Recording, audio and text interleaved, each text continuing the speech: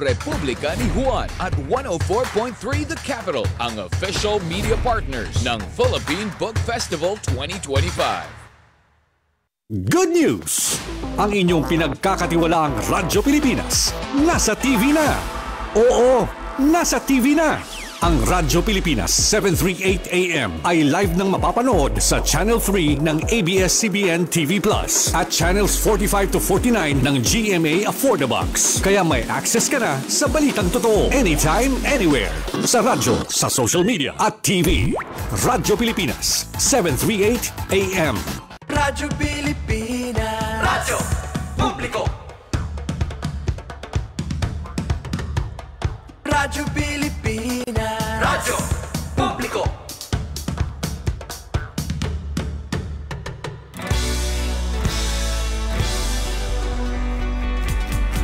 Mahalagang mga balita, napapanahong impormasyon. Kami ang inyong gabay pag may bagyo at sakuna. Serbisyo ng gobyerno kapag may nangangailangan. Mga proyekto ng Pangulo, damang-dama ang pagmamahal niya.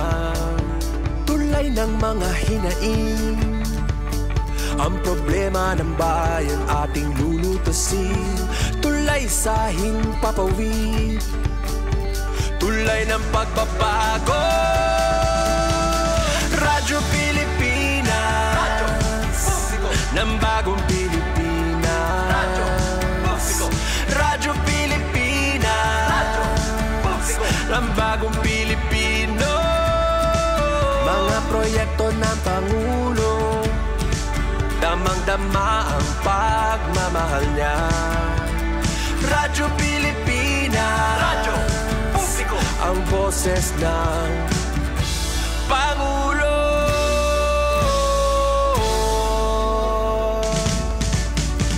Karamay nyo kami, kahit malayo man kami nakakarating. OFW magsasaka, buhay ay iba't iba, san mang lugar ng bansa natin. Tulay ng mga hinaing, ang problema ng bayan ating lulutasin. Tulay sa himpapawid, tulay ng pagbabago. Radyo Pilipinas, Radyo Publiko ng bagong Pilipinas. Radyo Publiko, Radyo Pilipinas, Radyo Publiko ng bagong Pilipino. Mga proyekto ng Pangulo, damang-dama ang pagmamahal niya. Radyo Pilipinas, Radyo Publiko, ang boses ng Pangulo. Radyo Publiko, Radyo Pilipinas, Radyo Publiko, Radyo Pilipinas. Ito ang Presidential Broadcast Service. Radyo Pilipinas, Radyo Publiko ng bagong Pilipinas para sa bagong Pilipino. Naghahatid ng mahahalagang balita at impormasyon na guugnay ng pamahalaan sa sambayanan. Tulay sa himpapawid ng serbisyo publiko. Radyo Pilipinas, Radyo Publiko, ang boses ng Pangulo. Sa Mega Manila, 738. Radyo Pilipinas, Radyo Publiko.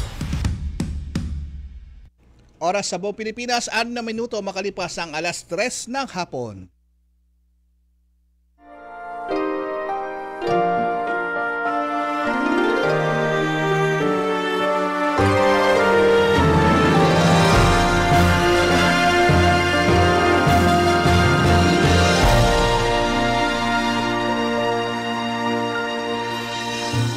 Isang magandang hapon po sa inyong lahat at welcome po tayo dito sa ating programang Kalinga Hatid ng Red Cross dito po sa Radyo Pilipinas. Ngayon pong ika-16 ng buwan ng Marso at nasa kalagitnaan na po tayo ng buwan ng Marso taong 2025. At kamusta po ang bawat isa sa inyo ngayong hapon na napakainit at talaga naman na tayo nalalapit na sa summer season, okay? Pero meron pa raw tayong konting bugso ng amihan sa ngayong linggo na to, according po yan sa Pag-asa.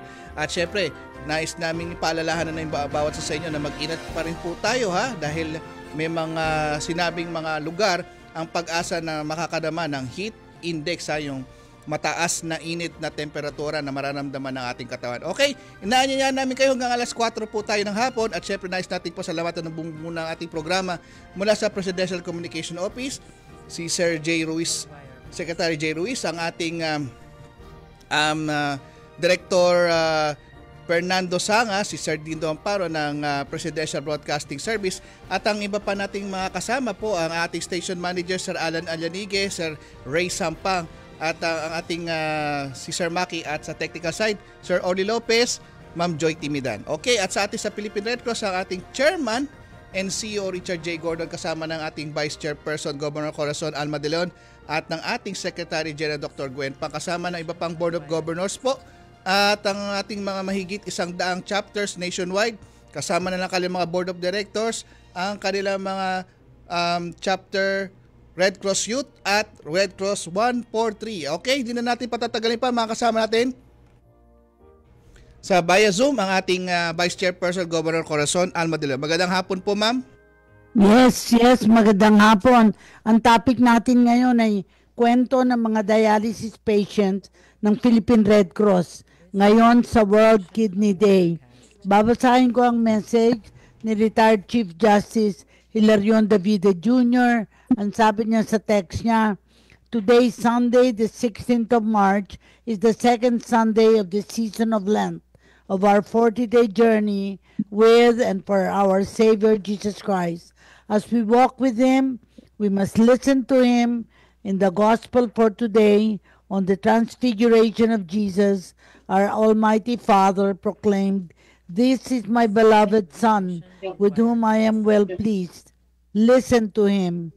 Then Jesus came and touched His disciples, saying, "Rise and do not be afraid."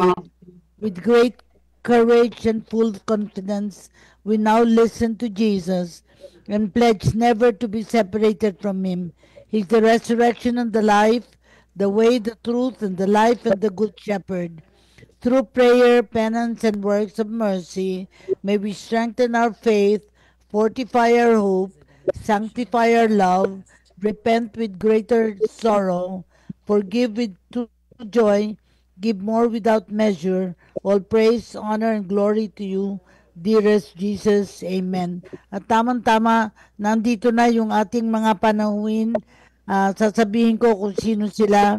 Of course, si Miss, pasyente, Miss Joanne Pahalya, patient of PRC Hemodialysis Center, and Miss Ruby Marbella, patient of PRC also Hemodialysis Center. And of course, yung head, si Ellen Magrobang, and that's it. Tatlo sila makasama natin dito. Siguro unahin natin pagpapakilala. Siguro ikaw muna, Ellen Magrobang, go ahead. Hello, good afternoon po. Yes. Ako po si Edine Mangrobang, head nurse po sa Philippine Red Cross Hemodialysis Center. Welcome to this program. Si Ruby Marbella, pakilala ka. Hello po, good afternoon. Ako po si Ruby Cobres Marbella, isa pong pasyente ng Dialysis Center ng Philippine Red Cross po. Good afternoon. Matagal ka na bang pasyente? Matagal na? Isang taon na po, di ba? Isang taon. Okay. And then of course, si Joanne Pahalya nandito din. Joanne, patient ka din ng PRC Hemodialysis Center? Yes. Yes po. Good afternoon. Gano'ng katagal na? Opo, 10 years, 6 years na po. Bale, 2019 po, since 2019. Wow. Patient na po ako ng Philippine Red Cross po. Oo. So siguro, ang unang tanong sa inyo, no, of course, hindi kay Eileen kasi siya ang head na ng ating Hemodialysis Center. Pero ano ang inyong kinabubuhay o trabaho? Si Ruby at saka si Joanne? What is your work? Go Ako ahead, po, Ruby. Yes. um, Do you have Sige. work? Meron ka bang trabaho? And of course, si Joanne din. Ako po, nag-ano lang po ako, on call na lang po kasi nung nagkasakit po ako, medyo nawala na po ko ng trabaho. Pero yung mga kliyente ko po, nag-on call pa rin po. Kahit pa paano, nagkakaroon po ako ng financial. At saka yung sa SSS po na tawag dito, yung pension ng tawag dito, anong tawag nga doon pa? PWD, yung sa pension. Okay. Oo. Kayo ba may asawa, may anak? Ako po, Oo. 4 po yung anak ko, 3 po yung graduate na at 1 po gagraduate na po ngayong taon.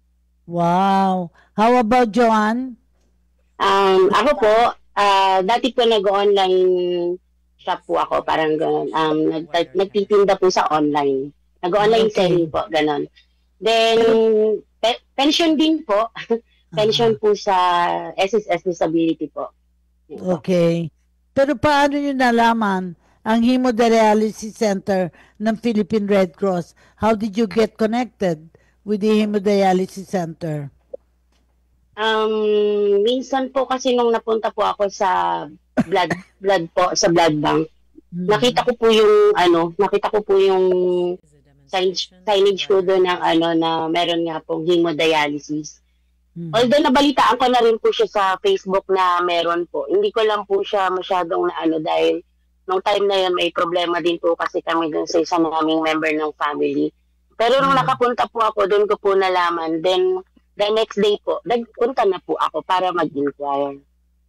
So, Joanne, kailan ka na-diagnose na kailangan mo magpa-dialysis? December 2014 po. Matagal na, no? Number of years, no? Opo. And ikaw naman, Ruby, kasi only recently ka, no? Opo. Nung nalaman ko po yung sa Philippine Red Cross po na meron pong dialysis, yung pong nakasama ko po doon sa isang dating dialysis center na sabi niya, lilipat na nga po daw siya. And then, tinanong namin kung saan siya lilipat. Sabi niya, sa Philippine Red Cross. Sabi ko sa mister ko, check natin. Kasi convenience po dahil malapit lang po sa amin yung Philippine Red Cross. Sa Malate lang po. So, pumunta po kami ng Philippine Red Cross. Nagtanong po kami doon at nakausap po namin si Ma'am Eileen. Tapos lahat po ng mga sinabi niyang kailangan, inayos po namin. Natanggap naman po ako doon sa dialysis ng. Pero kailan ka na-diagnose na kailangan magpa-dialysis? Kasi matagal na ba? December lang din po ng 2023. Okay, so medyo 2 years lang. Hindi ka lang katulad ni Joanne na medyo matagal na, Joanne? Di ba? Opo. Okay. So, siguro ang tanong ano naging symptoms ninyo nung nakakaproblema kayo sa kidney? Can you describe para maunawaan ng mga nanonood sa atin kung ano yung nararamdaman nyo? And I'm sure Eileen can also share kung ano yung mga pasyenteng likely nararamdaman. Ikaw, Ruby, uli. Ruby? Yung pong namamanas po ako, kasi hindi po ako makaihi, at saka hinihingal po ako pagka yung naglalakad po ako, yung ganun po. Tapos and then, kami sa doktor, yun nga po, kailangan ko nga raw pong ipacheck dahil baka kailangan ko i-dialysis sa taas ng CREA ko po. So, yung naman dialysis sa PRC, libre ba yun para sa inyo? Opo ma'am, libre po, wala pong bayad. Gob Cora? Yes, go ahead. Meron ng announcement? Apo, meron na po sige, tayong go ahead. Commercial break. Tayo po ay magbabalik sa ilang mga paalala. Diyan lang po kayo sa ating Zoom at magbabalik po tayo. Talagang nakikita na sa Clark Freeport Zone ang nais ni Pangulong Ferdinand R. Marcos Jr. na mapabuti ang public transportation sa ating bansa. Ipinagmamalaki ng Clark Development Corporation ang modernong Clark Loop bus system. May Wi-Fi ito at gumagamit ng fully cashless payment system na Beep Card. Isa si Levi Ann Ramirez, commuter na mula sa Mabalacat, Pampanga, sa mga pasaherong na i-enjoy ang pagbiyahe sakay ng Clark Loop. Mas convenient po siya, tapos po mas comfortable po kami kasi may aircon, tsaka AC po siya gamitin. Pangako naman ni Pangulong Marcos Jr. We will continue to invest and improve on our transportation systems as well as to pursue more projects in the years to come so that Filipinos can gain greater access to places of work, commerce, recreation, and other vital areas. Sa nagbabagong Pilipinas, patuloy ang trabaho, patuloy ang pagbabago. Bilin ni Pangulong Ferdinand R. Marcos Jr. sa mga tanggapan ng gobyerno. Bawal ang tamad at makupad sa pamahalaan. Walang puwang ang mga mabagal at sagabal sa serbisyo publiko. Kaya sa One-Stop Processing Center ng Clark, posible ang mas mabilis na pakikipagtransaksyon sa mga pampublikong tanggapan. Tampok dito ang mga frontline services para sa mga nagtatrabaho sa loob ng Clark Freeport and Special Economic Zone. Nagbigay patunay rito si Precious Evangelista na isang first-time job seeker. Mabilis lang din naman po kausap yung nag-asikaso po sa akin and mabilis ko lang din po nakuha yung PhilHealth card ko po. Sa nagbabagong Pilipinas, patuloy ang trabaho, patuloy ang pagbabago. Sa pamumuno ni Pangulong Ferdinand Marcos Jr., may 27 new eco-zones and expansion projects sa ilalim ng Philippine Economic Zone Authority o PEZA ang naiproklama na. Kabilang dito ang expansion sa mga proyektong dinevelop ng Aboitiz Infra Capital, tulad ng Lima Estate sa Batangas na nakapagbigay na ng mahigit 66,000 direct jobs. Pati na rin ang West Cebu Estate sa Balamban kung saan mahigit 14,000 naman ang nagkatrabaho. Hey, I'm Michael Herald Abihar. Yung Balamban before is sleepy town. Pagdating ng Chunaishi, nag-boom yung economy niya. Marami rin nakapagtrabaho, hindi lang dito sa Balamban. Also the neighboring cities and municipalities. Ako po ay si Ramel Roa. 30 years na po dito na nag-work. Maraming nagawang contribution yung Chunaishi sa Balamban. Nagkaroon ng merkado, hospital at saka paaralan. Meron ding patubig before nag-start ng Chunaishi. Ano lang ang pangkabuhayan dito? Mangingisda lang at saka magsasaka. Isa pang bagong proklamang eco-zone na dinidevelop din ng Aboitiz Infra Capital ay ang Tari Estate na inaasahang magbubukas ng maraming oportunidad sa Tarlac at mga kalapit nitong bayan. Sa nagbabagong Pilipinas, patuloy ang trabaho, patuloy ang pagbabago.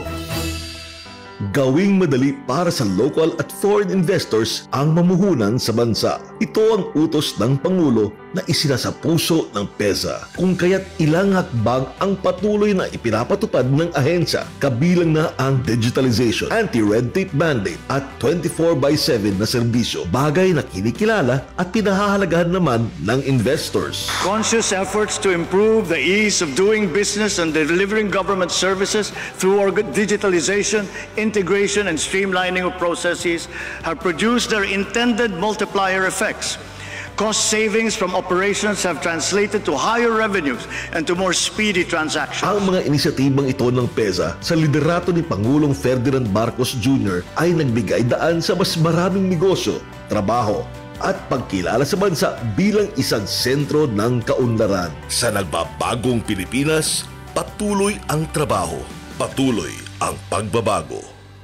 Ang Tourist Rest Area Project sa Iloilo ay perfect jump-off point para sa mga nais makarating sa mga pasyalan tulad ng Gigantes Island at Miagao Church. Ito'y mayroong Wi-Fi, travel info desk, malinis na restroom at iba pang world-class facilities. Because we in the Philippines have no less than 7,641 beautiful reasons to tap the potential of our tourism sector, for which our archipelagic nation is internationally renowned and from which many Filipinos derive their livelihood. Doble sipag ang Marcos Administration at DOT upang maging mas makulay at maginhawa ang inyong paglalakbay.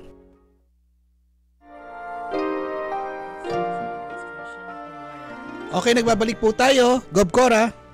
Yes, tamang-tama, no? Kasi gusto kong ma-interview si Ellen Mangrobang kung kailan siya nag-join ng hemodialysis center natin, ng PRC, at ano ang naging karanasan niya sa ating PRC, the Hemodialysis Center. Go ahead, Eileen. Wala kang audio. Pakilakas. Naka-mute. Okay. Sorry po. Nag-start po ako sa Red Cross 2018 pa lang po. Bali, kami po yung talagang pioneer, isa po doon sa pioneer na talaga pong mag-i-start po ng hemodialysis. So, nag-inaugurate po ang Red Cross noong November 2018. Nag-start po ako ng Red Cross is July 2018. And then, nag-opening na po kami with patients is February 2019. So, talagang unang-una po doon sa mga staff po ako ng hemodialysis. Napansin ko po doon sa Red Cross, ibang-iba po siya doon sa mga napaggalingan ko na mga center po ng dialysis. Kasi pansin ko po lahat ng serbisyo ni Red Cross, ibinibigay po talaga doon sa pasyente. Mga ambulansya, ready po yan anytime. And then yung tubig ho, makikita nyo kung may problema man kami sa tubig, malaki yung tangki namin. If ever kulang pa din po yun, nandyan din po yung fire truck na pwede din hong mag-assist sa amin. So, and then doon po yung blood, nasa likod lang namin. So, if ever na kailangan ng pasyente, we can assist po kung kailangan po ng pasyente na masalinan. Pero as of now, ang gaganda ho kasi ng mga laboratory nila na since we start, wala naman ho talaga kailangan na masalinan naman po ng dugo. Thank you very much, Eileen. No? Tatanungin naman natin si Ruby at si Joanne. Ano na bago sa buhay ninyo when you started doing your dialysis? Go ahead, Ruby. Medyo, dati kasi hindi ko matanggap na may sakit ako eh. Yes. Ayun, hindi ko talaga matanggap. Pero ngayon, tanggap ko na kasi ganun talaga.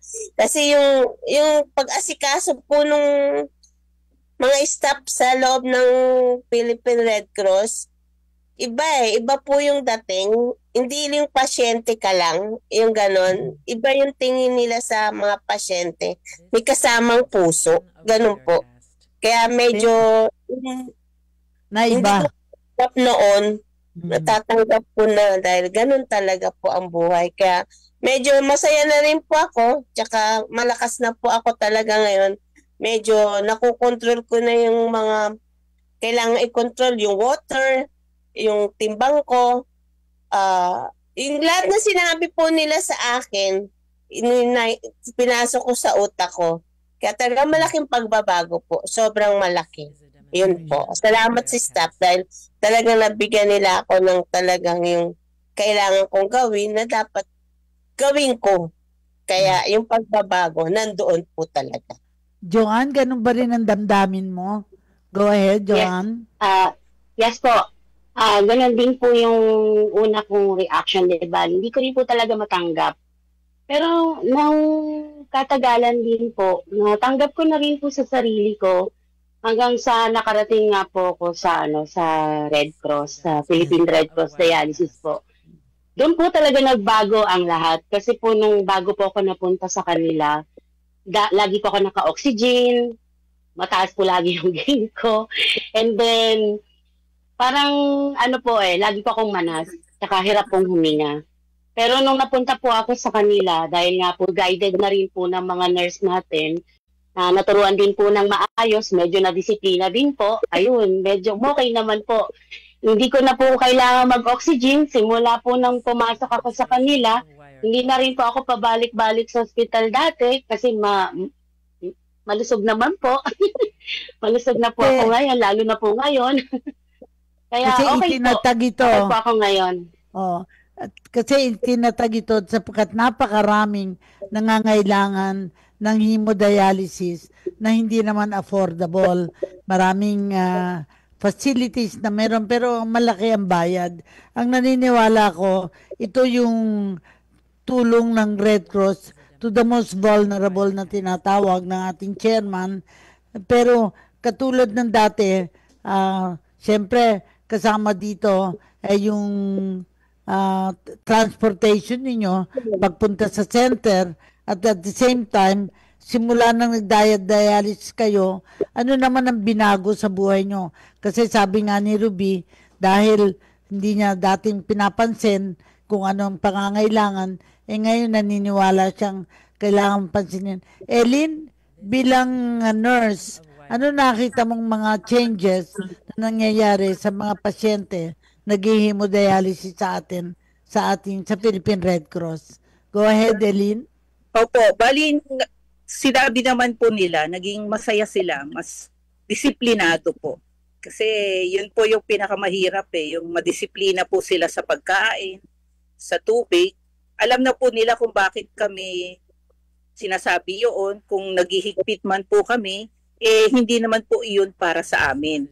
So nakita nila yung outcome, bakit kami ganoon So nanggaling na po sa kanila na mas maganda na yung pakiramdam nila So yung outcome po, nararamdaman na nila, ultimo yung mga pamilya nila, nakikita po yun, na kaya pala ganoon. So may mga dahilan po kami, kasi hindi naman po pwede na kami lang po yung may alam. Tinuturo sa mga doktor. Siyempre, kailangan namin i-share sa kanila kasi sila po yung concern. So, nakikita naman nila at nararamdaman nila kung bakit. At mas madali po silang turuan, siyempre, kung alam po nila kung bakit. Kasi mahirap yung sabihin mo lang bawal yung ganito kung hindi naman po nila naiintindihan. Yes. So, ngayon po, alam na nila kung bakit. Tama-tama yung tanong na ano-ano ang mga natutunan mo sa buhay matapos ikaw ngayon isang dialysis patient. Parang special ka kasi hindi normal ang buhay mo katulad ni Ruby at saka ni Joanne. Pero dahil may natutunan kayo, gusto nyong mabuhay kaya susunod kayo mga patakaran ng kailangan sundin, di ba?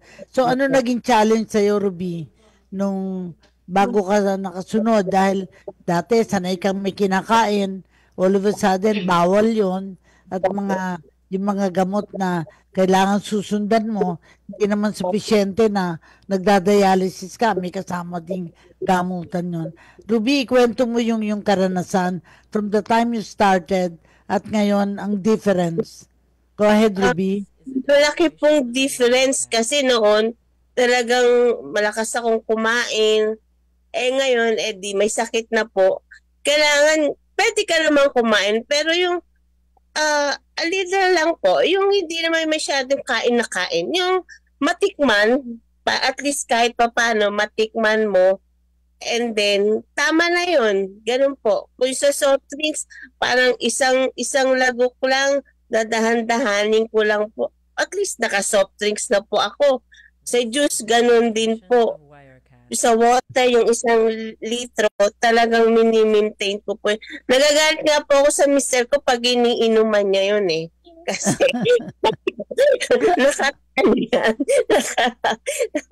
ano tawag dito pa? Ang tawag doon? Parang iniinggit ka pa, no? Iniinggit ka pa kasi siya nakakainom. Ikaw bawal na uminom. Kasi inumin yung tubig ko. Lang po yun, wala namang problema. Basta, nahirapan din po ako dumumi. Pero ngayon talagang, overall, medyo malakas na po akong magwiwi. Medyo maganda na rin po yung labas ng katawan ko. Iba, malaki po yung mga pagbabago. Pagbabago kaysa nung una po. Kasi basta sundin mo lang yung sinasabi ng mga nurse. Kahit dati kasi yung una pag sabi, ano ba yan? Parang feel ko pinagagalitan ako. Yun. Correct. Cora. Yes. Mamaya tatanungin natin si Joanne. Meron mo ng announcement ang radio. Go ahead. Magbabalik po tayo sa ilang ulit mga paalala at dyan lamang po kayo.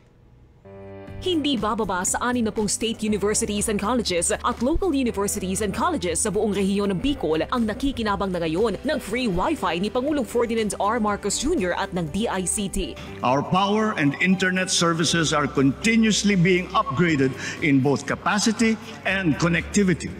Sa ating free Wi-Fi program, halos 10 milyong unique user devices ang nakikinabang sa libreng internet sa mahigit 13,000 lugar sa buong Pilipinas. Sa bagong Pilipinas, konektado ang buong sambayanan, walang Pilipinong mapag-iiwanan. Sa ilalim ng matatag na pamumuno ni Pangulong Ferdinand Marcos Jr., patuloy ang Philippine Economic Zone Authority sa pagiging tulay ng pangarap. Mula sa mga foreign at local investors na nais pamumunan dito hanggang sa bawat Pilipinong inaasam na mapabuti ang kanilang buhay pati na ng kanilang mga mahal sa buhay. Ayon kay PEZO Director General Tereso Panga, ang bid ni Presidente is to graduate to upper middle income economy. It's it's all about job generation, trabaho. Kasi yun ang kailangan ng bansa para makapag-graduate tayo sa upper middle income economy. Patuloy ang mandato ng Pangulo na bigyang suporta ang mga negosyo sa pamumuhunan sa bansa para lumikha ng mas maraming trabaho para sa mga Pilipino. To sustain the country's economic gains, we are promoting investment-led growth. We have set in motion policies and programs to create an environment conducive for business to thrive. Sa nagbabagong Pilipinas, patuloy ang trabaho, patuloy ang pagbabago. Handa na ang Pilipinas para maging key player sa clean energy storage sa Southeast Asia. Pinangunahan kamakailan ni Pangulong Ferdinand Marcos Jr. ang inaugurasyon ng St. B Gigafactory sa New Clark City, Clark Special Economic Zone sa Capas, Tarlac. Ito ang kauna-unahang manufacturing plant sa Pilipinas para sa advanced iron phosphate batteries na ginagamit sa renewable energy at electric vehicles. Sa talumpati ng Pangulo, This inauguration of the St. B Gigafactory is a remarkable example of what happens when our national agenda of promoting clean energy intersects with a solid commitment from the private sector. It sends this message to the world. The Philippines is now ready to innovate, to lead, to become the go-to destination for high-tech, high-impact investments. Ang St. B Giga ay rehistradong kumpanya ng Philippine Economic Zone Authority o PEZA na nagbibigay ng kalidad na serbisyo sa mga investors. Sa 2030, inaasahang maaabot ng proyekto ang operational capacity nito. Tinatayang magge-generate ito ng 5 billion pesos in annual revenues at lilikha ng 2,500 jobs. Sa nagbabagong Pilipinas, patuloy ang trabaho, patuloy ang pagbabago. Noong 2024, iprinoklama ni Pangulong Ferdinand Marcos Jr. ang expansion ng West Cebu Industrial Park sa Balamban, Cebu na tinaguriang Shipbuilding Capital of the Philippines. 14,000 jobs na ang nailikha nito mula 1993 na nagbago ng maraming buhay. Ako po ay si Yuji Caminos Quezon. Nagtatrabaho po ako sa Chunichi Heavy Industries Cebu Incorporated. So wala pa ang kumpanya. Ako po ay isang conductor ng aming jeep. Nag-apply ko bilang welder cutter. Naningkamot, hantod na promote, umabot ng senior Juban leader. Napakalaking tulong ng kumpanyang ito sa aking pamilya dahil ako po ay nakapagtapos ng 3 kolehiyo, 1 psychology at 2 engineers. Ako po si Vernon Siblos. Nagtatrabaho po sa Chunichi bilang isang company driver. I am working for 29 years. Dahil sa trabaho ko dito, naparal ko ng mabuti yung 3 anak ko. Kapag tapos sila, yung panganay ko, dito pa rin nagtatrabaho, nasa maintenance. Tapos yung pangalawa, nasa EDP department. Tapos yung pangatlo, isang naval architect. Yun ang may pagmalaki ko sa kumpanyang ito na ikundar ko yung kinabukasan nila. Sa expansion, tiyak na marami pang kwento ng pag-asa katulad dito ang mabubuo. Sa nagbabagong Pilipinas, patuloy ang trabaho, patuloy ang pagbabago. Kumita ng mahigit 200 milyong piso ang turismo ng Davao sa lokal na ekonomiya noong 2023. Ang mga selebrasyon sa Mindanao tulad ng Tadayawan Festival ay mas lalong nabibigyang sigla ng Cultural and Heritage Hubs project ng DOT. Tourism Challenge has already evolved and now requires a multifaceted strategy. The focus now is on experiential tourism. Food, culture, heritage, the arts, education, halal, Islamic traditions, dive, cruise, farm and ecotourism, even sports have now become potent subjects and products of a nation's tourism. Okay, nagbabalik po tayo sa ating programang Kalinga Hatid ng Red Cross Radio Pilipinas. Siyempre, ngayon pong buwan ng Marso ay ginugunita natin ng Women's Month at tamang-tama po yan sa ating mga panauhin ngayon. Mga kababaihan po sila, mga dialysis patient po natin at ang isang nurse. Bob Cora. Salamat, Edison. Panahon naman para kay Joanne ikwento niya ano ang mga natutunan niya sa buhay matapos na siya ay naging isang dialysis patient. Ikaw muna, Joanne. Nandiyan ka ba? O nawala? Anyway, si Eileen na lang muna. Total, nandiyan na siya. Eileen, bigyan mo kami ng background saan ka nagtapos. Well, para mapasalamatan din natin ang mga magulang mo, pamilya mo sa pagtatrabaho mo sa Red Cross. Introduce mo sarili mo, Eileen. Opo. Bali, nag-graduate po ako sa Concordia College. And then, after graduation at makapasa po, nagtrabaho po ako sa Philippine General Hospital. 9 years po ako doon sa pay ward. Tapos?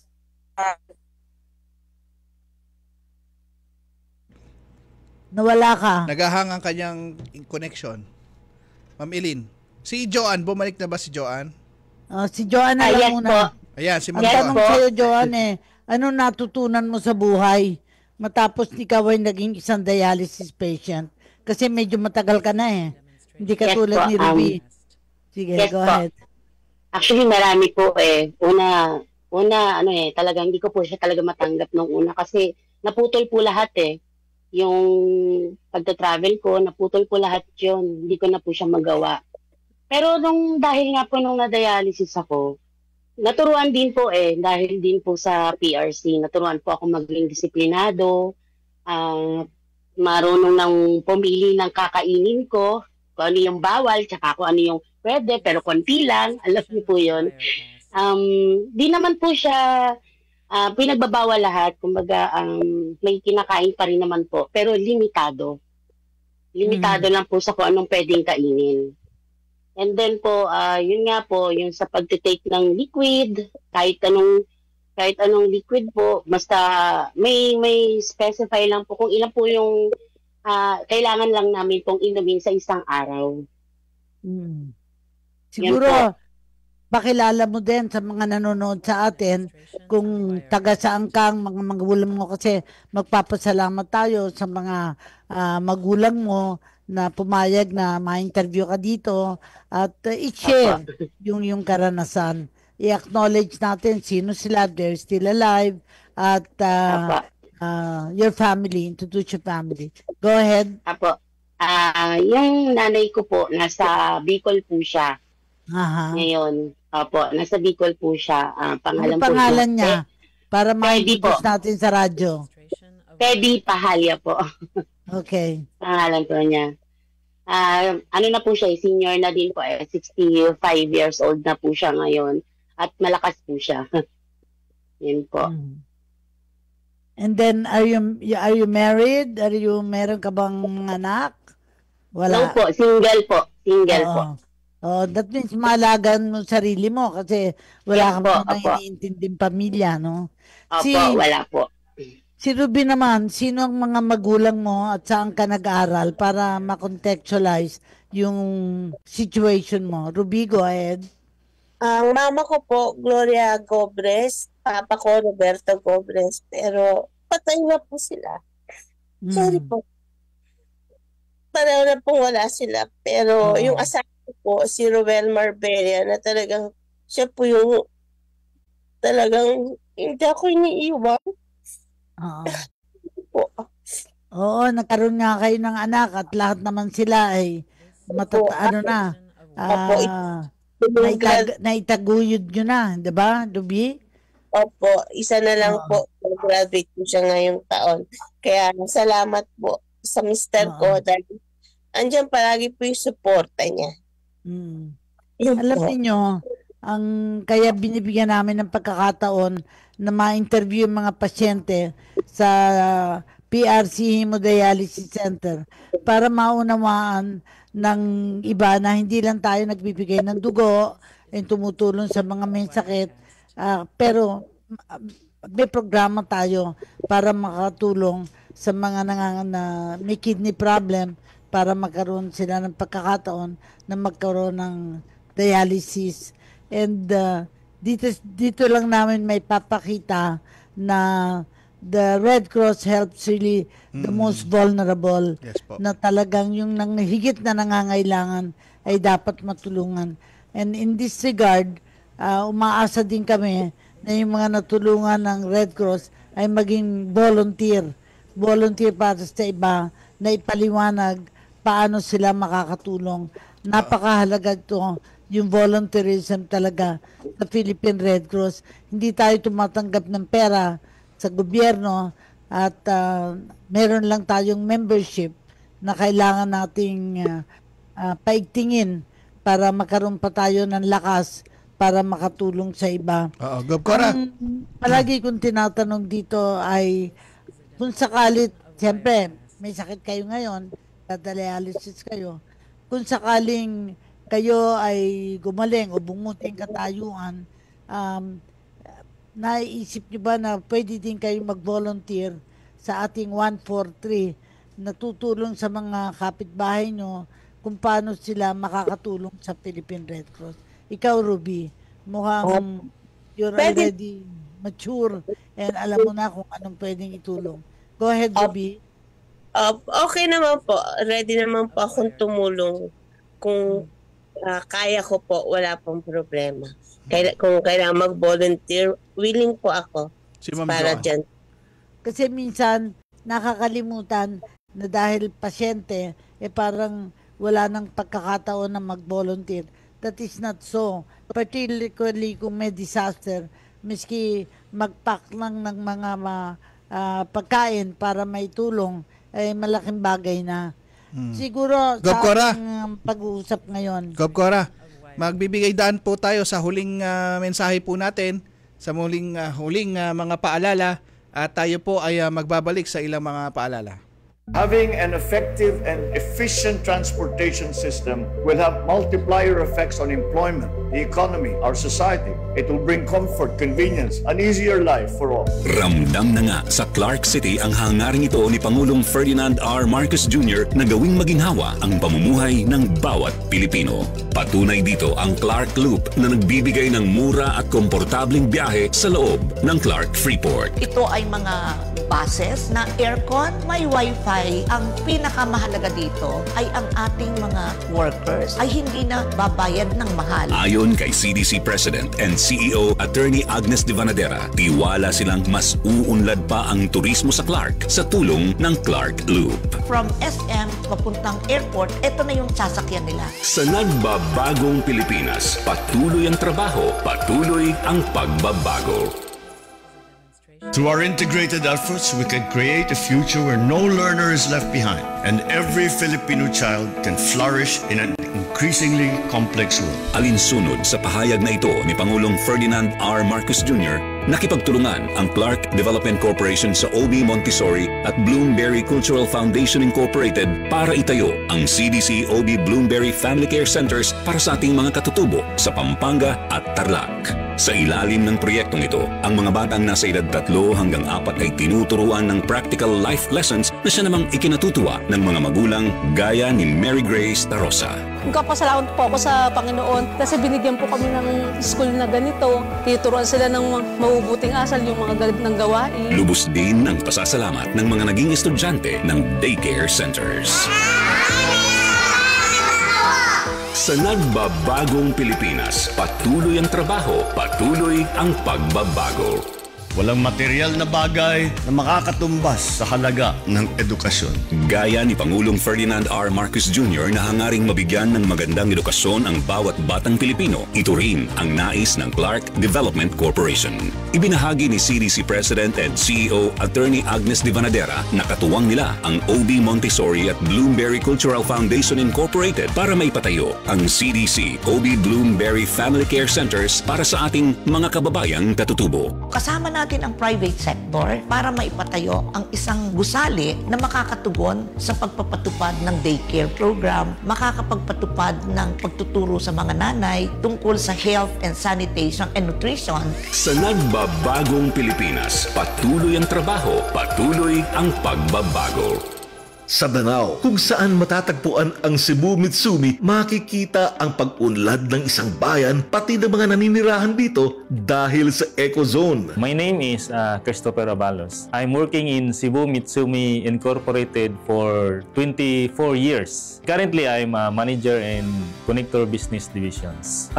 We are a family of 11. Walang-wala talaga. Of course, when I started here and then started to have an income, I also help to support my siblings for their schools also. The contributions of this company towards the communities. Now, currently, we're about more or less 18,000 people. Those 18,000 people, those have families, and those drivers outside, those vendors outside, relying on those 18,000 people also. Ang Pangulong Ferdinand Marcos Jr. ay kaisa ng bawat Pilipinong nais may angat ang pabubuhay. Kaya naman, malakas ang kanyang suporta sa mga hakbangin ng Philippine Economic Zone Authority para sa Ecozone Development sa buong bansa. Sa nagbabagong Pilipinas, patuloy ang trabaho, patuloy ang pagbabago. Malapit sa puso ng ating Pangulong Ferdinand R. Marcos Jr. ang Ilog Pasig. Isa po akong anak ng Pasig. Bago po ako'y pumasok sa larangan ng serbisyo publika, nandyan na ang Bongbong Marcos na batang Pasig. I grew up by the Pasig River. Mahalagang ruta ito ng transportasyon, sentro ito ng kalakalan, kultura at maraming kwento ng ating kasaysayan. Sa bagong Pilipinas, kasama sa pag-unlad ang pagkalinga sa kalikasan at pag-iingat sa kultura at kasaysayan. Okay, nagbabalik po tayo sa ating programa, Gob Cora. Isip ko na basahin itong sinulat kong Unless Someone Cares para sa mga panauhin natin kasi I think it is they we're talking about. I don't think our communities will ever be clean and green unless someone cares. I don't believe our government will be good, just and honest unless someone cares. I don't expect our leaders to be morally upright and politically sensitive unless someone cares. I don't expect a better life for our poor and oppressed people unless someone cares. I don't have the faith that we face a brighter future unless someone cares. I don't feel we will ever realize our dreams and aspirations unless someone cares. I don't know if we will all live our sense of purpose to build a better world unless someone cares. That someone is us, that someone is you and me, that someone is everybody, for we all must care. And today we honor, of course, Eileen Mangrobal, Ruby Marbella, and Joe Hart. Naniniwala ako na sa pagtatapos ng ating programa ay nagkaroon ng pitak sa kanilang puso ang paigtingin ang kanilang pagmamahal sa Philippine Red Cross. So, mag-goodbye na tayo, Edison. Yes. Hinga na po natin ng mga pinal na mensahe ang ating mga panauhin ngayong hapong ito. Unahin po natin ang ating unang patient, si Ma'am Joanne Pahalya, na isa sa mga patient po natin sa hemodialysis, Ma'am. Yes po. Unang-una po, maraming salamat po kay Chairman Gordon. Dahil po sa kanya, nagkaroon po tayo ng hemodialysis na libre po.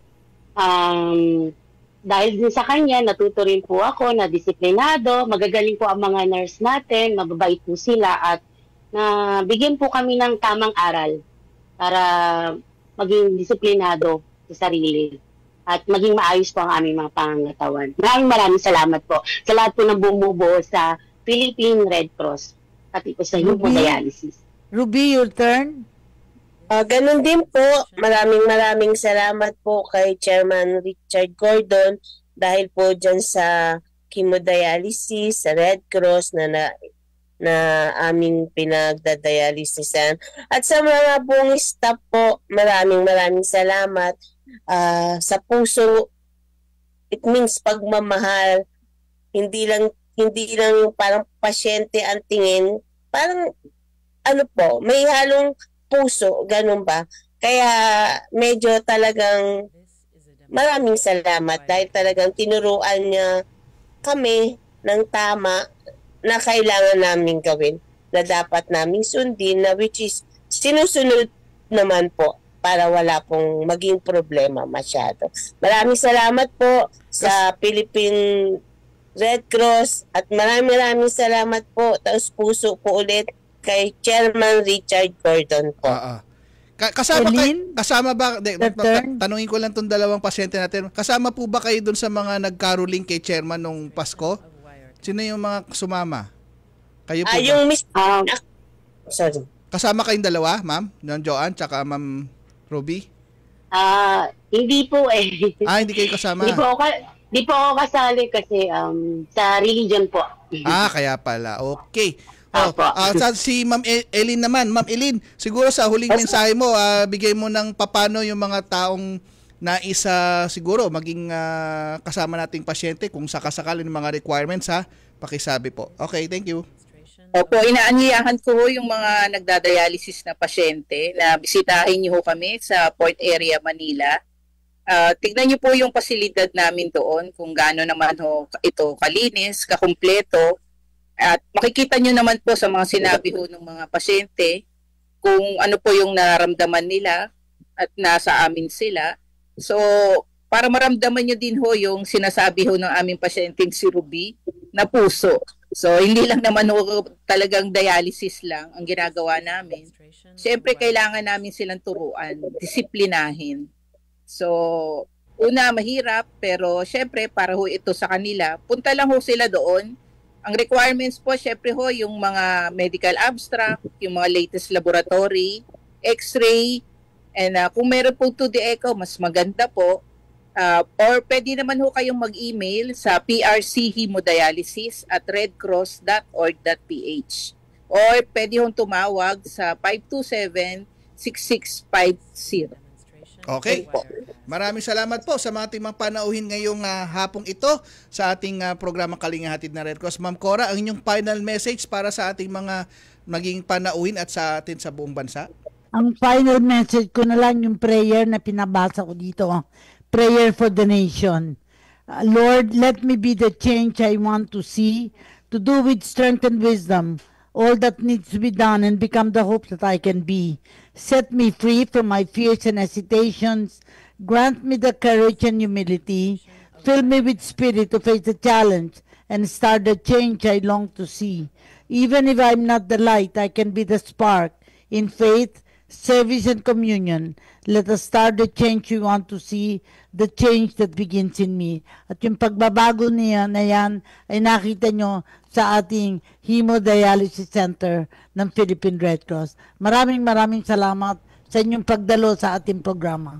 Okay, at yan na po ang ating programang Kalinga Hatid ng Red Cross dito sa Radyo Pilipinas, Radyo Publiko. Tayo po ay magbabalik po sa susunod na linggo, alas 3 hanggang alas 4 po ng hapon. Ito po si Edison Enriquez at sa susunod po na programa natin ay magpipicture po tayo ng isang chapter po mula sa Visayas.